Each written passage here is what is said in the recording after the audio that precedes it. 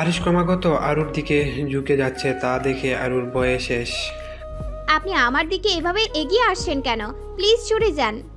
তোমাকে আদর করবো না আরু পাখি? প্লিজ সরে যান, আমার কেমন অস্বস্তি হচ্ছে। আরিশ ওর কথা শোনার পাত্র নয়। ও ক্রমশ আরুর ঠোঁটের দিকে এগিয়ে যাচ্ছে। তখনই হঠাৎ আরিশের ফোন এলো। এই সময় আবার কি? আমার সুখটা যেন কারো সহ্য হয় না। ঠিক জানে যে এখন আমি বাসর করছি, তাই ডিস্টার্ব করার জন্য ফোন করছে। আপনার ফোন বাজছে, ফোনটা প্লিজ ধরুন। কোনো দরকারিও তো হতে পারে। আর আমি তো আছি নাকি নাকি পালিয়ে যাচ্ছি? চাইলেও তুমি পালাতে পারবে না আরু পাখি। এই বলে আরিশ পকেট থেকে ফোনটা বের করতেই ফোনটার দিকে তাকিয়ে একটু ভ্রু কুঁচকালো। 1 মিনিট, আমি কলটা করেই আসছি। বলে ঘরে থেকে বেরিয়ে গেল। বলেছিলাম না তোর সাথে আমি আরু পাখির বিয়েটা হতে দেব না? দেখলি তো। প্রথম বাজিটা তুই জিতে গেলেও পরেরটা আমি জিতব। তোর আরু পাখিকে আমি তোর কাছ থেকে কেড়ে নিয়ে আমার সাথে ওকে নিয়ে চলে যাব ইজিপ্টে। তারপর সেখানে গিয়ে চড়া দামে বিক্রি করে দেব। একটা পার্টি ওকে দেখে বেশ চড়া দাম দিয়েছে। আর ওর যা ফিগার, উফ! কল্পনা? হ্যাঁ, সেটাও ঠিক। কল্পনাই তো আবার মানুষকে বাঁচতে শেখায়। যদিও শোনা কথা, তবে আজ মনে হচ্ছে তোর কথা শুনে বিশ্বাস করতে হবে। আর ওর শরীরটাকে ভোগ করার কথা বলছিস? ওর শরীর কেন, আরু পাখি অব্দি আমি কখনো কাউকে পৌঁছাতেই দেব না। প্রথম বাজিতে জিতে গিয়ে তোর আরু পাখিকে বাঁচতে ভাবছিস ও পার পেয়ে যাবে? ওকে আমি ঠিক আমার কাছে নিয়ে আসবো। কল্পনা করতে থাকো ব্রো, দেখো শেষ অবধি কি হয়। তুই আমাকে একটা কথা বলতো, তুই আরশিকে যে বিয়ে করলি, তুই কি ওকে ভালোবাসিস? আরিশ খানিকটা চুপ হয়ে গেছে, তারপর বলল, আমি ভালোবাসি কি না বাসি সেটা একান্ত আমার ব্যাপার। That's none of your business. Good answer. তবে আমি ওকে যদি তোর কাছ থেকে কেড়ে না নিয়ে ওকে আমি বিদেশে পাচার না করেছি, তো আমার নামও অভ্র নয়। চেষ্টা তো কম করিসনি, কখনো সফল হয়েছিস কি? আর তুই কি ভাবছিস আরশি তোকে ভালোবাসে? ও কখনো তোকে ভালোবাসে না। ও তোকে শুধু ঘৃণা করে, ঘৃণা, আর কিছুই না। ও তো আমাকে ভালোবাসে। সেই ঘৃণাটাকে আমি আরো বাড়িয়ে দেব, তবে তোর মতো একটা মানুষের হাতে ওকে তুলে দেব না। আর তোর টাইমিংটা খুব খারাপ, জানিস তো। এক্ষুনি বউটাকে আদর করতে যাচ্ছিলাম আর তুই ডিস্টার্ব করলি। একটা কথা মনে রাখিস, তুই ওর শরীর পেতে পারিস, তবে ওর মনটা কখনো পাবি না। ওর মন অবধি আমি তোকে কখনো পৌঁছাতে দেব না। চ্যালেঞ্জ করলাম তোকে। প্রথমে ওর মন অবধি পৌঁছাবো, তারপরে ওর সমগ্রটা জুড়ে আমি থাকবো শুধু। আর সেই দিন তোর সঠিক ব্যবস্থা আমি করব। বলে আরিশ ফোনটা রেখে দিল। মাথার ভিতর দাউ দাউ করে আগুন জ্বলছে। অব্যের কথাগুলো ওকে বড্ড জ্বালাচ্ছে। এটা শুনে আরিশের বেশি রাগ হচ্ছে যে অব্য ওকে বলছে যে আরুষি অব্যকে খুব ভালোবাসে। আরিশ রাখতে পারছে না নিজেকে কোনো রকম কন্ট্রোল করতে। ইচ্ছা করছে এখন এই মুহূর্তে সব কিছু ভেঙে চুরমার করে দিতে, কিন্তু তাও করবে না। তাড়াতাড়ি করে ওর রুমে গেল। এখন ওকে জানতেই হবে যে আরুষি সত্যি কি আরুকে খুব ভালোবাসে। যদি হয়তো খুব খারাপ হবে। দ্রুত পায়ে রুমে এসে আরিশ দেখলো রুমে আরিশ নেই। ব্যালকনির দিকে দরজাটাও খোলা, কিন্তু আরুষি যে সে দিক থেকে পালাবে না আরিশ সেটা ভালো জানেই। তাহলে আরু কোথায়? আরিশ এবার রেগে জোরে চেঁচাতে লাগলো। আরু পাখি, কোথায় তুমি? এক্ষুনি বেরিয়ে আসো, এক্ষুনি, না হলে কিন্তু ভালো হবে না। তাও আরুর থেকে কোনো উত্তর না পেয়ে আরিশের রাগটা যেন ক্রমশ মাত্রা ছাড়িয়ে যাচ্ছে। আবারও আরুষির নাম ধরে জোর জোর করে চেঁচাতে লাগলো। জোরে জোরে চেঁচাতেই হঠাৎ দেখে আরুষি ওয়াশরুমের দরজা খুলে বাইরে বেরিয়ে আসছে। আরুষি ভয়ে ভয়ে সামনে কিছুটা এগিয়ে আসতেই আরুষি আরুর কাছে গিয়ে ওর হাত দুটো জোর করে চেপে ধরে বলতে লাগলো, আমি ডাকলে শুনতে পাও না? উত্তর দিতে কি কষ্ট হয় খুব? আরুষি ভয়ে ভয়ে ধীরে কণ্ঠে উত্তর দিল। আমি তো ওয়াশরুমে চেঞ্জ করতে গেছিলাম। তারপর আরুষি থেকে কিছুটা দূরে সরে এসেই দেখলো যে সত্যি আরুষি ওয়াশরুম থেকে চেঞ্জ করে এসেছে। এখন আরিশ অভয়ের বলা কথাগুলো প্রায় এখন ভুলেই গেছে। আরিশ চুপ করে আসছে দেখে আরুষি আবার বলতে শুরু করলো, আসলে এত ভারী ভারী শাড়ি আর গয়না পরে আমার কেমন অস্বস্তি লাগছিল, তাই চেঞ্জ করতে গেছিলাম। আপনাকে ডাকতে চেয়েছিলাম, কিন্তু আপনি ফোনে খুব ব্যস্ত ছিলেন বলে আপনাকে আর ডাকিনি। তাই অনেক খোঁজাখুঁজি করে ওয়ার্ড্রোব থেকে একটা শাড়ি পেলাম, তাই এটা পরে নিলাম। আরিশ এখনও আগের মতোই শান্ত। আরুষির মনে একটা কথা অনেকক্ষণ ধরেই আসছে, কিন্তু ভয়ে আরিশকে জিজ্ঞেস করে উঠতে পারছে না। অবশেষে নিজের কৌতূহলটা চেপে না রেখে আরিশিকে বলেই ফেললো। আচ্ছা, ওই ওয়ার্ড্রোবে দেখলাম আরো বেশ কয়েকটা শাড়ি আছে, তা ওগুলো কার? এগুলো কি আপনি আপনার গার্লফ্রেন্ডের জন্য তুলে রেখেছিলেন? আরুষির এরকম বোকা বোকা উত্তর শুনে আরিশের রাগটা যেন সপ্তম আসমানে ছড়িয়ে গেল। শাড়িগুলো যে ওর জন্য রাখা সেই মিনিমাম সেন্সটুকুও ওর মধ্যে নেই। হ্যাঁ, আবার তো 10টা বউ, তার জন্য ওখানে 10 জনের জন্য শাড়ি রেখে দিয়েছি, যাতে সবাই একদিন করে এসে এগুলো পরতে পারে। স্টুপিড। তাহলে আমাকে বিয়ে করলেন কেন? আরিশ এবার আরুকে কোলে তুলে নিল, তারপর দ্রুত পায়ে বিছানায় গিয়ে আরিশিকে শুইয়ে দিল। আর আরুষি কানে ফিসফিস করে বলল, বাসর করার জন্য। আরুষি ভয়ে প্রাণ যায় অবস্থা, কিন্তু ওকে অবাক করে দিয়ে আরিশ ওর পায়ে অন্যদিকে ঘুরে শুয়ে পড়ল। আরুষি যেন হাঁপ ছেড়ে বাঁচল। অন্ধকার ঘরে কেবল একটা লাল রঙের আলো জ্বলছে, আর তা ঘরটাকে সম্পূর্ণ আলোকিত করে দিয়েছে। আর আরুষি খাট বরাবর মাথার উপর থাকা জড়বাতিটার দিকে এক মনে তাকিয়ে আছে, আর জীবনের ঘটে যাওয়া সমস্ত ঘটনাগুলো হিসাব নিকাশ করছে। হঠাৎই আরিশ আরুকে ওর কাছে টেনে নিয়ে ওকে নিজের বুকের সাথে জড়িয়ে ধরল। ঘটনাটা এতই তাৎক্ষণিক হয়েও যে আরুষি কিছুই বুঝতে পারছে না।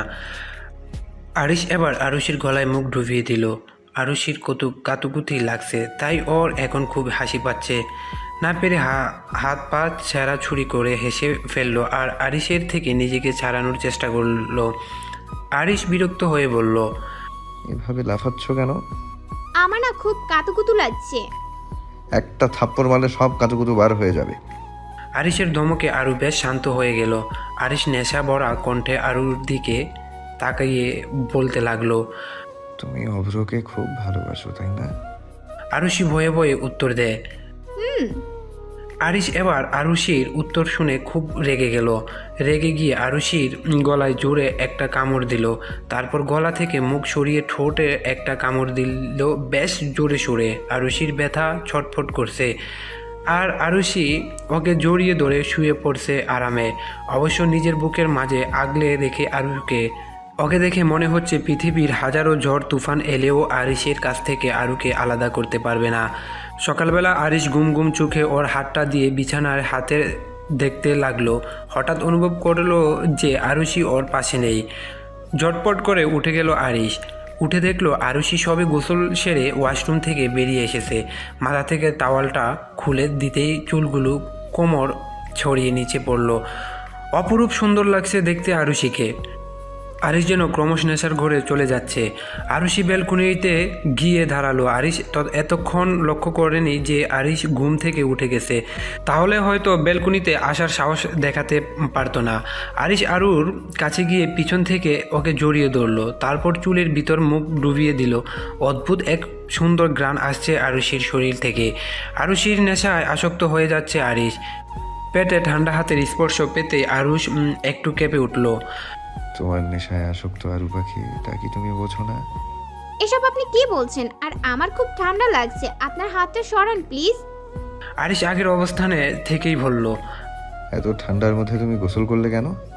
আরে আপনি জানেন না যে বিয়ের প্রথম রাতের পর তো মেয়েরা সকালে গোসল করে, তাই আমিও করলাম। আরুষির থেকে এমন উত্তর পেয়ে আরিশ চমকে উঠল। তারপর আরুষিকে বলল ধমক দিয়ে, এই মেয়ে, বুদ্ধি সত্যি আছে তো তোমার? তোমার সাথে কালকে রাত্রে আমার কি তেমন কিছু হয়েছে যে তুমি গোসল করেছো এই ঠান্ডার মধ্যে? আরুষি চুপচাপ হয়ে গেছে। সত্যি তো আরিশ যা বলছে সবই তো ঠিক। তাড়াতাড়ি রেডি হয়ে নাও, আমরা বাড়ি ফিরবো। আরিশ বলে ওয়াশরুমের দিকে চলে গেল। আরিশের মা ডাইনিং রুম আরুষের সঙ্গে বসে রয়েছেন। খুশিতে জলমল করছে উনি, তা ওনার মুখ দেখেই বোঝা যাচ্ছে। আরিশের বাবাও বেশ খুশি, উনিও আরুষিকে বেশ পছন্দ করতেন। তবে হুট করে আরিশ যে এরকমভাবে হুট করে বিয়ের সিদ্ধান্ত নেবে সেটা উনি ভাবতেও পারেননি কখনো। তবুও উনি ওনার ছেলের উপর ভরসা রাখেন, বিশ্বাস করেন যে আরিশ কোনো ভুল সিদ্ধান্ত নেবে না। আর তার থেকে বড় কথা হলো, এটা ভেবে উনি বেশি খুশি হলেন যে আগের মতো আরিশ আর বেখেয়ালিপনা করবেন না, দেরি করে বাড়ি ফিরবেন না, আবার সব কিছু আগের মতোই ঠিকঠাক হবে। আরিশের মা আরুর কপালে চুমু দিয়ে বললেন, তুই আমার বৌমা না, আমার মেয়ের মতো। সানা আর তুই দুজনেই আমার মেয়ে। আর এখন তো আরো নিজের হয়ে গেলি। সানা, তোর ভাবিকে ওর রুমটা দেখিয়ে দে। ভাবি? সেটা আবার কি? ও তো আমার বোন, আমার জানো, আমার বেস্টি। সকলের কর্মকাণ্ড দেখে আরুর মুচকি মুচকি হাসছে। দীর্ঘ সময় পর আরিশের হাত থেকে মুক্তি পেয়ে একটু সকলের মাঝখানে খোলামেলা হয়ে কথা বলতে খুবই ভালো লাগছে ওর। আর আরিশের সাথে থাকলেই তো সব সময় আরিশের রোমান্টিক অত্যাচারগুলো সহ করতে হয় ওকে। জানো, চল তোকে তোর ঘরে নিয়ে যাই। আরু আর সানা আরিশের ঘরের দিকে যাচ্ছে, তখন সানা আস্তে আস্তে আরুষিকে বলল, কাল রাতে কি কি করলি রে জানো, আমাকে বল। হুম। আরুষি সানার কথা শুনে অবাক হয়ে গেল। চি, এসব কিসব বলছিস? লজ্জাবতী লতা। আচ্ছা, পরে শুনবো, আগে তুই ফ্রেশ হয়ে নে, রুমে যা। সানা আর আরুষি অনেকক্ষণ ধরে আরিশের রুমের সামনে দাঁড়িয়ে রয়েছে। ঘরের মধ্যে ঢুকছে না আরুষি, বরং ঢুকতেই চাইছে না। যদি আবার রুমের ভিতর ঢুকে আরিশ কিছু করে তখন। কে রে, যা। আমার না খুব ভয় লাগছে। গোটা একটা রাত দুজনের সাথে কাটানোর পরে এখন বলছিস ভয় লাগছে? যা। এই বলে আরুষিকে আরিশের ঘরে ঢুকিয়ে দিয়ে দরজা বন্ধ করে দিল। রুমে ঢুকতেই আরুষি দেখলো আরিশ গম্ভীর মুখ করে ওর দিকে তাকিয়ে আছে, বেশ রেগে আছে, তা ওকে দেখেই বোঝা যাচ্ছে।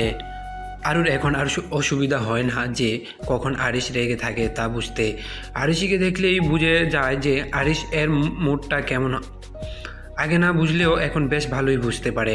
দিন দিন আরিশের অভ্যাসগুলো সঙ্গে অভ্যস্ত হয়ে যাচ্ছে আরু না চাইতেও। আরুষি ঘরে ঢুকে চুপচাপ দরজার সামনে দাঁড়িয়ে রয়েছে, সামনের দিকে এক পাও এগোচ্ছে না। আর আরিশ ও একইভাবে স্থির হয়ে রয়েছে, ও নিজের কোনো কথা বলছে না। আবহাওয়া যে বেশ গরম তা ওর স্বভাব থেকে প্রকাশ পাচ্ছে। অনেকক্ষণ ধরে আরুকে সেই একই জায়গায় স্ট্যাচুর মতো দাঁড়িয়ে থাকতে দেখে আরিশ ধমকে আরুকে বলল, দরজার কাছে দাঁড়িয়ে আছো কেন? দরজা দিয়ে আমার কাছে এসো। আরুষি চমকে গিয়ে তাড়াতাড়ি দরজার বন্ধ করে দিল, দিয়ে আরিশ এর সামনে গিয়ে দাঁড়ালো ভয়ে ভয়ে। এতক্ষণ নিচে তুমি কি করছিলে? আর আমি 12 মিনিট 37 সেকেন্ড ধরে তোমার জন্য অপেক্ষা করছি। আমাকে এইভাবে অপেক্ষা করানোর মানেটা কি সেটা জানতে পারি? যদি আপনার আমার উপর আবার দয়া হয়। আপনার তো আবার দয়া মায়ার অভাব। এভাবে আপনি কেন বলছেন? আসলে আপনার মা মানে আন্টি, উনি তো আমার সঙ্গে কথা বলছিলেন, আমাকে আটকে রেখেছিলেন বলে আমি আসতে পারিনি।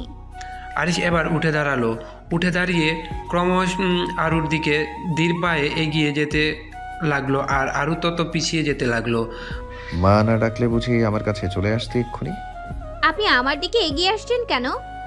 এই যে এক্ষুনি তুমি বললে যে মামুনি আটকে না রাখলে তুমি আমার কাছে আসতে, তার জন্যই তো তোমার কাছে যাচ্ছি। বলতে বলতে এক পর্যায়ে আরুর পিঠে দেয়ালের সাথে ঠেকে গেল। আপনি আমার দিকে এগিয়ে আসবেন না, প্লিজ সরে দাঁড়ান, আমার খুব ভয় করছে।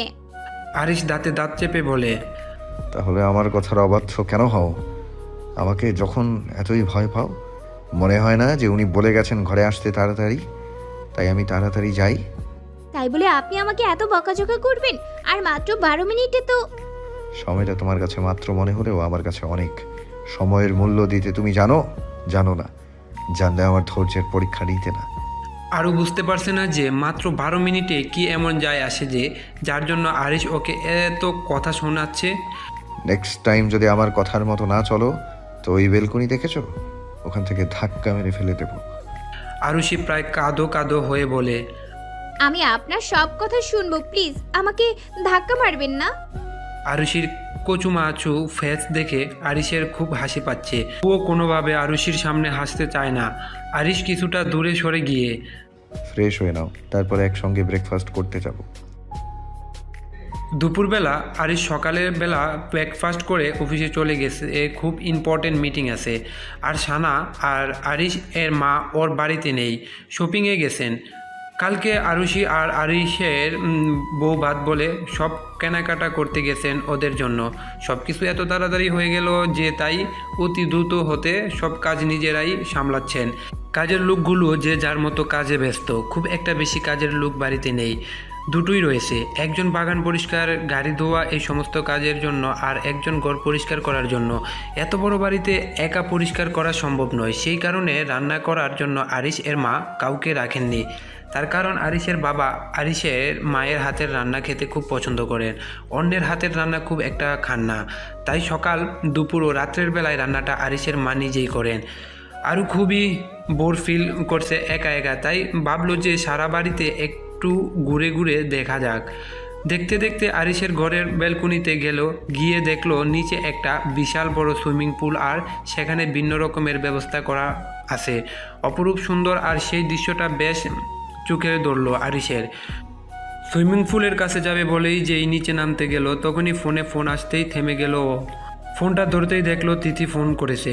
আরুষি কিছু বলবে তার আগেই তিথি বলে উঠল, হ্যাঁ রে দোস্ত, কালকে আরিশ ভাইয়ের সাথে কি কি করলি? আজই প্রশ্ন, এ সমস্ত কথা কেন জিজ্ঞাসা করছিস আমাকে তুই? সকালবেলা সানা আর এখন তুই। বলছি, তোদের কি লাজ লজ্জা বললে কিছু আছে নাকি? ফ্রেন্ড বিয়ের রাতে কি করেছে তাই নিয়ে মাতামাতি করছিস। আমার আর ওনার মধ্যে তেমন কিছুই হয়নি যে তোকে বলবো। বুঝতে পেরেছি, এখন তুই বলবি না, থাক, তোকে আর বলতে হবে না। আমার যখন বিয়ে হবে তখন তো আমি জানতেই পারবো। বজ্জাত একটা। হ্যাঁ রে, আঙ্কেল আন্টি তোদেরকে মেনে নিয়েছেন? আমি তো তাড়াতাড়ি করে চলে এলাম, তারপরে কি হলো কিছুই জানি না। ওর বাবা মার কথা শুনে আরুর মনটা খুব খারাপ হয়ে গেল। সত্যি খুব মিস করছে ওদেরকে, বিশেষ করে আহানকে। শেষমেশ আহান ও ওকে ভুল বোঝা, এটাই সব থেকে বড় কষ্ট ওর। আর কালকের পর থেকে আহান এখনও ওকে একবারও ফোনও করলো না। কথাগুলো ভাবতেই চোখ থেকে অটোমেটিকলি কয়েক ফোঁটা নোনা জল গড়িয়ে পড়লো। আরুষি কিছু বলছে না, চুপ করে আছে। কি রে, কিছু বলছিস না কেন? তখনই দ্রুত পায়ে কারো হাঁটার শব্দ পেয়ে আরুষি দরজার দিকে তাকাতেই অবাক, এর থেকেও বেশি অবাক হলো। অব্য এসেছে এখানে। কি রে বল। আরুষি আমতা আমতা করে বলল, অভ্র এসেছে? অভ্র ভাইয়া? অভ্র ভাইয়া ওখানে কি করছে? আমি জানি না রে, আমি এখন রাখছি। বলে ফোনটা রেখে দিল আরুষি। অব্য এখানটায় দাঁড়িয়ে রয়েছে ঘরের ভিতরে, আরও কাঁদো কাঁদো হয়ে। তুমি এখানে কি করে এলে তুমি? তুমি এখানে কষ্টে আছো আর আমি কি করে না আসে পারি বলো? তাই ছুটে চলে এলাম তোমার কাছে। আমি তোমাকে ওই মানুষের হাতে একা ছেড়ে দেব না, না জানি কখন কি ক্ষতি করে বসে তোমার। আরুষির মনে অব্যয়ের জন্য এক ক্রাশ দুঃখ রয়েছে। ও বারবার শুধু ভাবে যে ও অব্যয়কে ঠকিয়েছে। আমি তোমাকে নিতে এসেছি, তুমি এক্ষুনি আমার সাথে যাবে। এটা আর কোনোভাবেই সম্ভব নয়। অব্য আরুর কাছে এসেই ওর হাতে হাত রেখে বলল, কেন সম্ভব নয় আরুষি? তোমার ইচ্ছে থাকলে সব সম্ভব। আমি তোমাকে আর এক মুহূর্ত এই বাড়িতে রাখতে চাই না, তুমি আমার সাথে চলো।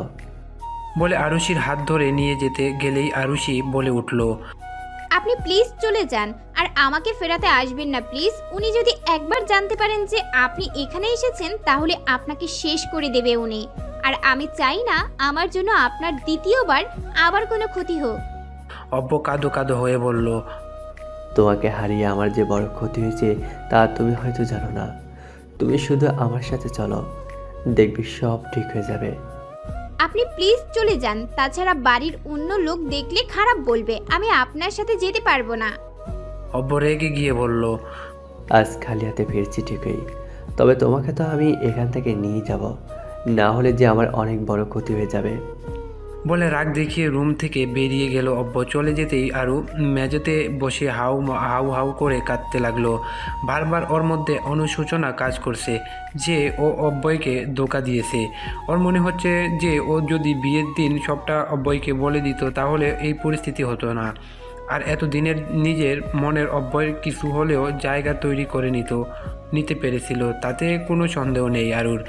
এদিকে ওর পরিবার আর অন্যদিকে আরিশ। দুটানার মধ্যে পড়ে গেছে আরু।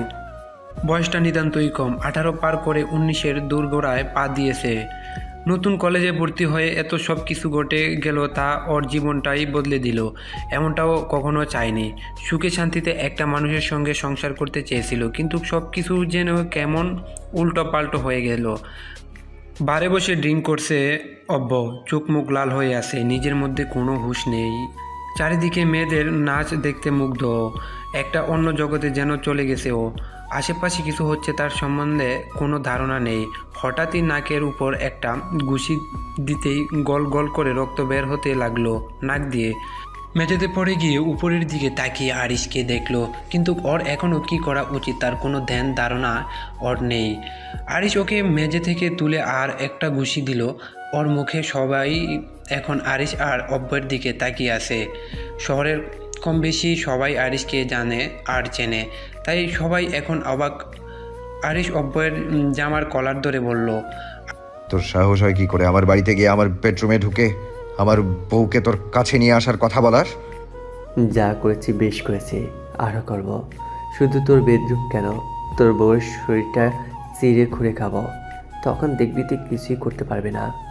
আরিশ অব্যকে ধরে বেধড় পেটাতে লাগলো। কথাটা যেন ওর বুকের মধ্যে তীরের মতো বিঁধেছে। আশেপাশের লোকজন আরিশকে থামালো। মার খেয়ে মাটিতে পড়ে আছে অব্য। আর যদি তোকে কখনো আমার বউয়ের আশেপাশে দেখেছি তো সেদিনই তোকে শেষ করে দেব বলে আরিশ বেরিয়ে গেল এখান থেকে। আরিশের মাথায় যেন রক্ত উঠে গেছে। ঠিক ভুলের কোন জ্ঞান, হিতাহিত জ্ঞান ওর এখনও নেই। এদিকে রাত অনেক হয়ে গেছে, প্রায় 11টা ছুঁই ছুঁই। এখনও বাড়িতে যায়নি আরিশ। প্রচণ্ড স্পিডে গাড়ি চালিয়ে বাড়িতে গেলে আরিশ ওর বাবা মা অপেক্ষা করতে করতে অবশেষে না পেরে ঘরে চলে গেছেন। অবশ্য আরও যে অপেক্ষা করে আছে তেমনটি নয়। ভালো লাগছে না বলে ঘরে না থেকে সুইমিং পুলে নিজের পা দুটো ডুবিয়ে বসে আছে আরুষি। কিছুটা হলেও রিল্যাক্স ফিল করছে এখন। রুমে ঢুকে আরুষিকে খুঁজে না পেয়ে ব্যালকনির দিকে নজর পড়ল। দেখলো যে আরুষি নিচে বসে আছে জলে পা ডুবিয়ে। এত রাতে ও রুমে না থেকে সুইমিং পুলে দেখে যেন আরুষের রাগ আরও বেশি বেড়ে গেল। দ্রুত পায়ে সুইমিং পুলের পাশে গিয়ে পিছন থেকে আরুষিকে জলের মধ্যে ধাক্কা মারলো আর নিজেও জলে নেমে গেল। আরুকে পিছন থেকে সুইমিং পুলে ধাক্কা মেরে মাথা ভর্তি রাগ নিয়ে আরিশ ও জলে নেমে পড়ল। হঠাৎ অচমকা ঘটনাটা হয়ে যাওয়ার কারণে আরু বেশ অবাক হয়ে গেল। এত রাতে কে এমন কাজ করলো তা দেখার জন্য সামনে তাকাতেই দেখলো আরিশ জলে নামছে আর মুখটা লাল হয়ে রয়েছে। চোখ দুটো দিয়ে যেন আগুন জ্বলছে। আরু মনে মনে ভাবছে বলে, হঠাৎ কি হলো যে উনি এভাবে আমাকে ধাক্কা মেরে ফেলে দিলেন? আর এত রেগে আছেন কেন? তাহলে আমাকে কি এখনই এই সুইমিং পুলে? না না, এসব আমি কি ভাবছি? এ কথা ভাবতেই আরু চমকে উঠল। আরিশের রাগী ফেস দেখে আরু পিছাতে লাগলো। আরিশ যত এগিয়ে আসছে আরু ততই পিছিয়ে যাচ্ছে। আরিশের একই মাথায় রাগ করে রয়েছে, তার উপর আরিশিকে পিছিয়ে যেতে দেখে রাগটা যেন দ্বিগুণ হয়ে গেল। আর এক পাও যদি ওখান থেকে সরেছো তো আজই তোমার শেষ দিন, এটা মনে রেখো। আরু আর পিছিয়ে যাওয়ার সাহস দেখালো না। যা হওয়ার এমনিতেই হবে, তাই আরিশের ভয়ে দাঁড়িয়ে রইল সেখানে। জলে ফেলে দেওয়ার কারণে আরুষি গোটা শরীর ভিজে চুপে হয়ে গেছে। মাথার চুলগুলো ভিজে গিয়ে একত্রিত হয়ে আছে। শাড়িটা একেবারে শরীরের সাথে লেপ্টে রয়েছে। দেখতে অনেক আকর্ষণীয় লাগছে, তবে এই মুহূর্তে আরিশের ঠিক চোখে ধরবে কি সেটাও জানে না। আরিশ গিয়ে আরুর চুলের মুঠি ধরে ওর কাছে নিয়ে আসলো। চুলের মুঠিটা ধরার কারণ ব্যথায় আরু আহ করে শব্দ করে উঠল। কি খুব কষ্ট হচ্ছে? এখন আমার থেকে ছাড়া পেতে ইচ্ছে হচ্ছে, তাই না? খুব ইচ্ছে আমাকে ছেড়ে তোমার ওই প্রেমিক অভ্রর কাছে যাওয়ার, তাই না? পানির মধ্যে আরুর হাত পা কাঁপাকাঁপি শুরু হয়ে গেছে আরিশের ধমকানিতে। ওর প্রশ্নটা হলো যে অব্য যে এখানে এসেছিল আরিশ সেটা জানলো কি করে? কি হলো, চুপ করে আছো কেন? উত্তর দাও। খুব ইচ্ছে তাই না আমাকে ছেড়ে ওর কাছে চলে যাওয়ার? আরুষি কোনো কথা বলছে না দেখে আরিশ এবার আরুর মুখটা জুড়ে চেপে ধরলো। আমার কাছে থেকে ভালোবাসা পাও না বলে খুব কষ্ট হয়, তাই না? আর ওই অভ্র তোমাকে পৃথিবীর সব ভালোবাসা এনে দেবে, তাই না? নিজের চোখকে সঠিকটা দেখাতে শেখাও। এখনো তো বুঝতে শেখোনি নিজের ভালো মন্দ। আর কবে শিখবে? কবে শিখবে? আরিশ মুখটা এতটাই জুড়ে চেপে ধরছে যে ব্যথায় আরু চোখ দিয়ে ক্রমাগত জল পড়ছে। চোখ থেকে জল গড়িয়ে পড়ছে আর তা মাথা থেকে ঝরে যাওয়া সুইমিং পুলের জলের সাথে মিশে একাকার হয়ে যাচ্ছে। সেই চোখের জলটুকু কতটা আরিশ অবধি পৌঁছাচ্ছে তা আরুষি জানে না। আরু কোনো কথা বলতে পারছে না। আরিশ এবার ধাক্কা দিয়ে আরুকে দূরে সরিয়ে দিল, পাগলের মতো করতে লাগলো। আরিশ নিজের মাথার চুলগুলো জোরে টেনে ধরেছে আর জোরে জোরে চেঁচিয়ে চেঁচিয়ে বলছে, এতই যখন ভালোবাসো ওই অভ্রকে, তাহলে কেনই বা আমার জীবনে এলে? কেন? আমাকে শেষ করে দেওয়ার জন্য? একটা কথা মনে রেখো, যতদিন আমি বেঁচে থাকবো তুমি আমার সাথেই থাকবে। সে তোমার ইচ্ছা হোক আর না হোক, আমার থেকে তোমার নিস্তার নেই। তুমি আমার আসক্তি। আরিশ এবার আরুর কাছে গিয়ে দাঁড়িয়ে ওর মুখে আলতো করে স্পর্শ করে বলল, তুমি তো আবার আমাকে ভালোই বাসো না, আর চাও না যে আমি তোমার জীবনে থাকি। তাই তোমার মুক্তির পথ একটাই, তুমি আমাকে মেরে ফেলো। আরুষির চোখ দিয়ে অনবরত জল গড়িয়ে পড়ছে আরিশ এর পাগলামো দেখে। ও কী করবে কিছুই বুঝতে পারছে না, কারণ এর আগে ও আরিশকে কখনো এত পাগলামি করতে দেখেনি। আর আরুর মনে একটাই প্রশ্ন জাগছে যে আরিশ অব্বকে নিয়ে এত বেশি কেন ভাবছে। সে তো আর অব্বর কাছে ফিরে যাচ্ছে না, তাহলে এই সমস্ত কথা আরুষি ভাবতে, আর তখনই আরিশ আবারও জোরে চেঁচিয়ে বলতে লাগলো, কি বলছি আমি? বললাম না মেরে ফেলো আমাকে, এটাই তো তুমি চাও। আরিশের ধমক শোনা মাত্রই আরুষির হার্টবিট যেন থেমে যাওয়ার উপক্রম। আরিশের পাগলামিটা ক্রমই বেড়ে যাচ্ছে, তাই ওকে এখন থামানোর প্রয়োজন দেখে আরিশের আরও কাছে গিয়ে ওর চুলের মুঠি ধরে ওর ঠোঁটে ঠোঁট ডুবিয়ে দিল। এছাড়াও আর কোনো উপায়ও দেখল না। অচমকা আরিশের থেকে এমন কিছু হবে তা ভেবে আরিশ বেশ অবাক হলো, কিন্তু আরিশ আরুষিকে দূরে ঠেলে দিলেও না, বরং আরও নিজের কাছে নিয়ে এলো। ঠান্ডা আর আরিশের থেকে নিজেকে আর না ছাড়িয়ে আরুষি আরিশের জামার কলারটা আঁকড়ে ধরলো। বেশ কয়েক মিনিট পর আরিশ শান্ত হলেই আরিশিকে ছেড়ে দিয়ে পাশে দাঁড়ালো আরু। ক্রমশ হাঁপাচ্ছে আরুষি, বড় বড় শ্বাস নিচ্ছে তার সঙ্গে আরিশ ও। আরিশের আরুর উপর সমস্ত রাগ গলে জলে হয়ে গেছে, পুরনো সমস্ত কথা ভুলে গেছে ও। আরুষির এখন খুব লজ্জায় লাগছে। হঠাৎ অচমকা ও নিজেও যে এরকম কিছু করে ফেলবে সেটা হয়তো ভাবতেই পারেনি। নিজেও তবু যে কারণেই হোক আরিশিকেও থামাতে সক্ষম হয়েছে। আরিশ এবার আরুষিকে কুলে তুলে নিয়ে ঘরের দিকে হাঁটা দিল। রুমে এসে দুজন চেঞ্জ করে নিল। এর মধ্যে আরুষি অনেকবারই হাঁচি দিচ্ছে। বৃষ্টিতে ভিজতেও বারবারই খুব ভালোবাসে, কিন্তু রাতে ভিজলে ওর সমস্যা হয়। আরিশ দেখলে আরুষি বারবার হাঁচি দিচ্ছে, তাই আর বেশিক্ষণ দেরি না করে কিচেনে গিয়ে 2 পাক কফি করে আনলো দুজনের জন্য। আরুষি ব্ল্যাঙ্কেটের নিচে চুপি চাপি গুটি সুটি হয়ে শুয়ে রয়েছে, আর আরিশ হঠাৎ এসে দেখে ডাকলো, এই নাও তোমার কফি। আরু কফিটা হাতে নিয়ে এক চুমুক দিল। কেমন হয়েছে? ভালো হয়েছে, বাট এটা কি আপনি করেছেন? আরিশ বাঁকা চোখে তাকিয়ে বলল, তোমার কি মনে হয় এত রাতে আমার অন্য বউ এসে তোমার জন্য কফি করে দিয়ে যাবে? ঠিক তা না, আসলে আপনি নিজেই এত হট, তার উপরে আবার কফি আনবিলিভেবল। আরিশ আরুষির মুখের কাছে গিয়ে বলল, রিয়েল আরু পাখি? এই না না, আমি সেভাবে বলতে চাইনি যেভাবে আপনি ভাবছেন। তুমি যদি বলো তো এক্ষুনি আমি শুরু হয়ে যাব। একদম না। বলে আর একবার কফিতে চুমুক দিয়ে ব্ল্যাঙ্কেট এর নিচে ঢুকে গেল। আর চোখে আরিশের দিকে তাকাতে লাগলো। আর দেখলো যে আরিশ মুচকি হেসে ওর খাওয়া কফিটা কাপটা নিয়ে ব্যালকনির দিকে চলে গেল। লোকটা বড়ই অদ্ভুত, কখন কি চায় বোঝা মুশকিল। সকালবেলা আজকে ওদের বউভাত, তাই সকাল থেকে বাড়ি সাজানো শুরু হয়ে গেছে। বাইরে বেশ কোলাহলের আওয়াজ শোনা যাচ্ছে। কাল রাতে অনেক বেশি দেরি করে ঘুমানোর কারণে আরুষির সকালবেলা উঠতে দেরি হয়ে গেছে। ঘুম থেকে উঠে পাশে দেখলো যে আরিশ নেই। তাড়াতাড়ি করে ফ্রেশ হয়ে ব্রেকফাস্ট করার জন্য নিচে যেতে লাগলো। এমনিতেও আজকে দেরি হয়ে গেছে, প্রথম দিন এবাড়িতে, আর আজই দেরি। না জানি সকলে কি ভাববে। নিচে যাওয়ার জন্য রুম থেকে বের হতেই দেখলো যে সানা ওর রুমের দিকে আসছে, আর হাতে ট্রে, তাতে ব্রেকফাস্ট সাজানো। বুঝতে পারলো যে অনেক বেশি দেরি হয়ে যাওয়ার কারণে সকলের ব্রেকফাস্ট হয়ে গেলেও ওর হয়নি। এই মুহূর্তে আরিশের উপর খুব রাগ হচ্ছে ওর। কেন ডাকলো না ওকে? সবাই ওকে এখন কি ভাববে? সানা আরুষির রুমে ঢুকে বিছানার খাবারটা রেখে আরুষিকে বলল, তাই রোজ রোজ আমার ভাইয়া তোকে এত ভালোবাসা দিলে তুই বেঁচে থাকবি তো ও জানো? আরুষি ঘাবড়ে গিয়ে বলল, মানে? ওরে আমার অবুঝ বালিকা রে, মেয়ে এখনো মানে বুঝলই না রে। আরে বলবি তো কি হয়েছে, না হলে আমি বুঝবো কি করে? কালকে রাতে সুইমিং পুলে বেশ রোমান্টিক সিন চলছিল, তা কিন্তু আমি দেখেছি। কি দেখেছিস তুই? ও ভাবলো হয়তো সানা আরিশের করা পাগলামোগুলোর কথাও জেনে গেছে। তোরা যা সিনেমা দেখালি তাই দেখলাম, একদম সুপার ডুপার হিট একটা মুভি। বাট দুর্ভাগ্য, অ্যাট লাস্ট কিছুই দেখতে পারলাম না।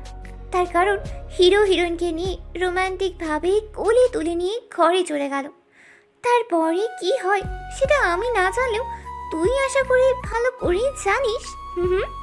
আরুষি কথা ঘুরানোর জন্য বলল, তোরা সবাই ব্রেকফাস্ট করেছিস? না করলে আমার সঙ্গে করে নে। ব্রেকফাস্ট আমরা সবাই করেছি, কিন্তু তুমি কথা ঘুরিও না এখন। যেমনটা তুই ভাবছিস ঠিক তেমনটা হয় না সব সময়। বুঝি বুঝি, তুমি আর আমাকে বোঝাতে এসো না বাবু। সন্ধ্যাবেলায় আরুষিকে বসানো হয়েছে, বেশ ভালোই ডেকোরেশন করেছে। অল্প সময়ের মধ্যে আরও প্রচুর লোকজন এসেছেন, সবাই গিফট দিয়ে যাচ্ছে আর কথা বলে যাচ্ছেন আরুষির সাথে। আরুষি কেবল হ্যাঁ হু করে মাথা নাড়িয়ে তাদের কথার উত্তর দিচ্ছে। সানা আর তিথি ওর পাশে বসে বসে হাসি মজা করছে ওকে নিয়ে। সকলে উপস্থিত থাকলেও আরিশ উপস্থিত নেই। তিথি আরুষির কানে কানে ফিস ফিস করে বলল, তা আমাদের জিজু কোথায়? সে কি লজ্জে পালিয়েছে নাকি? তার আবার লজ্জা? কালকে রাতে তো। সানা আরও কিছু বলতে চাচ্ছিল, তাই কথা ঘুরানোর জন্য আরও বলে উঠল, আমাকেও ঠিক বলে জাননি যে কোথায় যাচ্ছেন, তাই আমি জানি না। ওদের কথা বলতে বলতেই আরিশ এসে পৌঁছালো, মুখে সেই মন মাতানো হাসি, সঙ্গে যেটা দেখলো যে কোনো মেয়েই ক্রাশ খাবে। আজকে আরিশকে দেখে আরুর এক দফা ক্রাশ খেয়েছে, তবে সঙ্গে সঙ্গে তা হজম করে নিয়েছে আরিশের করা কর্মকাণ্ডগুলোর কথা ভেবে। ওগুলো ভাবলেও আতঙ্কিত হয়ে যায়। তার সাথে মনে পড়লো কালকে রাতে আরিশের করা পাগলামোগুলো। আরিশ ওদের কাছে গেল। কি জিজু, কোথায় ছিলেন এতক্ষণ? আপনার বুঝি আপনাকে অনেক মিস করছিল। আরু তিথির দিকে অবাক চোখে তাকালো। আরিশ তারপর আরিশির দিকে তাকিয়ে বলল, বড্ড ভালোবাসে কিনা আমাকে, তাই মিস করছে। তাই দেখো আমিও তাড়াতাড়ি চলে এলাম। আরুষি বলছিল আপনি কত রোমান্টিক। ও রিয়েলি? ফাইনালি আমার রোমান্টিসিজম আমার বউয়ের মনে ধরেছে, ভেবে খুশি হলাম। Carry on. বলে আরুর দিকে তাকিয়ে একটা হাসি দিয়ে অন্য দিকে চলে গেল। বলে আরুর দিকে তাকিয়ে একটা হাসি দিয়ে অন্য দিকে চলে গেল। সেসব ছাড়, আজ দেখিস আরিশ ভাইয়া তোকে কেমন আদর করে। সব আত্মীয় স্বজন চলে যেতে লাগলো। এই মুহূর্তে আহানের কথাটা খুব মনে পড়ছে আরুর। এতক্ষণ ওখানে বসেছিল একটাও আশা নিয়ে যে আজ হয়তো আহান আসবে বা তার বাড়ি থেকে কেউ আসবে, এতটা হয়তো তাকে দূরে সরিয়ে দেবে না, কিন্তু কিছুই হলো না তেমন। এসব ভেবে ওর এমনটা খুবই খারাপ লেগেছে। রাত 11:30টার সময় আরুষিকে আরিশের ঘরে বসিয়ে রেখে সানা বাইরে থেকে দরজা দিয়ে চলে গেল। চারিদিকে লাল রঙের মোমবাতি জ্বলছে, পুরো খাটটা গোলাপ ফুলের পাপড়ি দিয়ে সাজানো। মেঝেতে গোলাপের পাপড়ি ছড়ানো রয়েছে অনেক। একটা খুব সুন্দর গ্রান ছড়িয়ে পড়ছে গোটা রুম জুড়ে। খুবই রোমান্টিক পরিবেশ। খাটের মাঝখানে আরিশের অপেক্ষারত হয়ে আরু বসে আছে। বাসর ঘরে একা বসে আছে আরু, আরিশ এর জন্য অপেক্ষা করছে। প্রথম দিন ওর সাথে কি কি ঘটেছে না ঘটেছে সেগুলো আরও কিছুই মনেও নেই, কিন্তু এতদিন দ্বিতীয়বার আর এরকম কোনো কিছু হয়নি আরিশের থেকে। তাই আজও আরিশ ওর উপরে হামলে পড়বে কি সেই নিয়ে কিঞ্চিত প্রশ্ন আছে আরুর মনে। 11:30টা সময় ওকে সানা বসিয়ে রেখে চলে গেছে, আর এখন প্রায় ঘড়ির কাঁটা 1টায় ছুঁই ছুঁই। এতক্ষণ ধরে এক জায়গায় বসে রয়েছে আরু, ঘুমাতেও পারছে না। শুধু মনে হচ্ছে এখনই আরিশ যদি এসে ওকে ঘুমাতে দেখে তাহলে ভাববে ও আরিশ এর জন্য অপেক্ষা করেনি, তখন তো আরিশ বকাবকি করবে ওকে। এইসব কথা এখন ওর মাথায় ভিতরে চলছে। এক জায়গায় এতক্ষণ ধরে বসে থেকে হাঁসফাঁস করছে আরও, না পেরে গায়ের কোনো পোশাক পরিবর্তন না করেই ঘুমিয়ে পড়ল। এর মাঝে যদি আরিশ বাড়ি আসে, যদি ওকে বকে, তাহলে ওর কিছু করার নেই, কারণ ও নিজে জানে যে ও এতক্ষণ আরিশ এর জন্য অপেক্ষা করছে। অনেকক্ষণ ড্রাইভ করার পর ফার্ম হাউসে পৌঁছেছে আরিশ। সারাদিন অত্যন্ত দখল গেছে, তাই খুব ক্লান্ত। দারোয়ানকে কিছু একটা বলে ঘরের ভেতর চলে গেল আরিশ। গায়ে থাকা পাঞ্জাবিটা খুলে শুয়ে পড়ছে আর মাথার চলছে আরুষিকে নিয়ে হাজারো জল্পনা কল্পনা। আজকে এমন একটা দিনের রাত যে ও এখানে আসতে বাধ্য হয়েছে, কারণ ও জানে আরুষিকে দেখলে হয়তো নিজেকে আর কন্ট্রোল করা সম্ভব নয় কোনোভাবেই। তাই তার থেকে ভালো আজকে দিনটা ওর থেকে একটু ডিস্ট্যান্ট রেখে থাক। এমনিতেও আরিশ কখনো আরুষিকে খারাপভাবে স্পর্শ করেনি। প্রথম দিন কেবলমাত্র আরুষিকে ভয় দেখানোর জন্যই সব কিছু করেছিল, তবে কোনো রকম শরীরের সম্পর্ক গড়ে তোলেনি আরুষির সঙ্গে। আর এতটা নিচে মন মানসিকতার মানুষ নয় আরিশ। ও আরুষিকে ভয় দেখাবে কি তার আগেই আরুর জ্ঞান হারিয়ে যায়, তার জন্য কাজটা সহজ হয়ে যায় ওর কাছে। যতক্ষণ আরু অজ্ঞান অবস্থায় পড়েছিল ততক্ষণ আরিশ আরুর থেকে এক পলক সরায়নি। হয়তো এটাই নিজের ভালোবাসার মানুষকে দেখার সুখ। ভালোবাসি কথা আরুকে না বলতে পারলেও কখনো ভালোবাসা কমতি রাখেনি ও। সবসময় ভয় হয় ওর, এই ভেবে যে এই বুঝি ওর আরু পাখি ওর থেকে হারিয়ে গেল, হয়তো কেউ কেড়ে নিল ওর থেকে। হাজারো কল্পনা জল্পনা করতে করতে কখন চোখের পাতা দুটো এক হয়ে গেল তা আরিশের খেয়ালই নেই। হঠাৎ দরজায় ঠক ঠক করে আওয়াজ এর শব্দ, ঘুম ভেঙে গেল আরিশের। সারা রাত ঘুম খুব একটা ভালো হয়নি, অনেকটা টেনশন মিশ্রিত ঘুম ছিল। তবে এখন ঠিক কয়টা বাজে আরুষি জানে না। ও ভাবলো হয়তো অনেক দেরি হয়ে গেছে ঘুম থেকে উঠতে, তাই কেউ ডাকতে এসেছে। চোখ খুলে ঘড়ির দিকে তাকাতেই দেখলো বড় 4:30 বাজে। ঘড়িটা কি খারাপ হয়ে গেল? কিন্তু কাল তো ঠিকই ছিল। এসব কথা ভাবতে ভাবতে আবারও দরজায় টোকা পড়লো। আরুষি আর দেরি না করে তাড়াতাড়ি দরজাটা খুলে দিল, হয়তো আরিশ এসেছে এই ভেবে। আর ঠিক তাই হলো, আরিশ এসেছে। আরু দরজা খুলতেই আরিশ শান্ত কণ্ঠে বলল। ঘুম হয়েছে সারা রাত? আরুষি চুপ করে আছে। ঘুম তো ভালো হবেই, আমি বিহীন একটা রাত কাটালে তাই। তা ভালো ঘুমালে চোখ মুখের এই অবস্থা কেন? কেমন ফোলা ফোলা লাগছে চোখ দুটো? আরুষি শান্ত কণ্ঠে উত্তর দেয়। আপনার জন্য অপেক্ষা করেছিলাম অনেক রাত অবধি, তবে আপনি আসেননি। কোথায় গিয়েছিলেন আপনি? আরুষি মাথা নিচু করে কথাগুলো বলল। আরিশ শব্দ করে হেসে ফেললো। তারপরে আরুষি ওকে ওর বুকে জড়িয়ে নিল। আমার ছোট্ট বউটা আমার জন্য অপেক্ষা করছিল রাত জেগে, শুনে খুশি হলাম। আচ্ছা, এখন আমি চলে এসেছি, এখন আমার সাথে ঘুমাবে? তুমি এখনো জামা কাপড় চেঞ্জ করোনি কেন? আপনার জন্য অপেক্ষা করতে করতে ঘুমিয়ে পড়েছিলাম, তাই আর মনে নেই। আচ্ছা, করোনি যখন, আমি এখন করিয়ে দিচ্ছি। আরুর চোখ দুটো যেন বার হয়ে আসবে এরকম অবস্থা। তাড়াতাড়ি আরিশ এর থেকে দূরে সরে গেল। না না, আপনাকে কিছু করতে হবে না, আমি আসছি। বলে তাড়াতাড়ি একটা শাড়ি নিয়ে ওয়াশরুমে ঢুকে গেল। আরু চলে যেতে আরিশ হেসে বিছানায় গড়াগড়ি দিতে লাগলো। আরুর কাণ্ড দেখে আরু যে সত্যি ওর কথা বিশ্বাস করে নেবে এটা আরিশ ভাবেনি। তবে এটুকু করার ক্ষমতা রাখে আরিশ, সেটা আরু হয়তো ভালোই বুঝতে পেরেছে।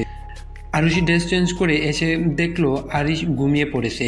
আরিশ এর কাছে গিয়ে নিজের মুখ নিয়ে গিয়ে বেশ গভীরভাবে পর্যবেক্ষণ করতে লাগলো আরিশ ঘুমিয়ে আছে কি।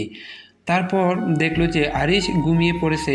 এটা ভেবে একটা দীর্ঘশ্বাস নিতেই আরিশ আরুর হাত ধরে বিছানায় ফেলে দিল। কি ভেবেছিলে আরু পাখি, আমি ঘুমিয়ে পড়েছি? না, আমি ভাবলাম আপনি হয়তো ঘুমিয়ে পড়েছেন, তাই দেখছিলাম আর কি। কেন গো, ঘুমিয়ে পড়লে কি অনেক কিছু মিস করে যেতে আরু পাখি? আপনি এসব কি যাতা বলছেন? মোটেও না। ওয়েট, আমার একটা খুব একান্ত ব্যক্তিগত কাজ বাকি আছে, সেটা আমাকে করতে দাও। এই ভোরবেলা আপনার আবার কি কাজ? আরিশ সাথে সাথে আরুর কোমর ধরে নিজের কাছে এনে হালকা করে আরুষির ঠোঁটে নিজের ঠোঁট ছড়ালো। কালকে রাতের পেন্ডিং কাজটা এখন করছি। আরুষি আর কিছুই বলল না, চুপ করে রইল, কারণ আর কিছু বললে যদি আরিশ আবারও বেশি কিছু করে ফেলে সেই ভয়। এখন তুমি নিজে ঘুমাও আর আমিও ঘুমাই, বলে আরুষিকে জড়িয়ে ধরে ঘুমিয়ে পড়ল। আজকে আরিশ অফিসে যাবে, কলেজে বেশি যাচ্ছে না।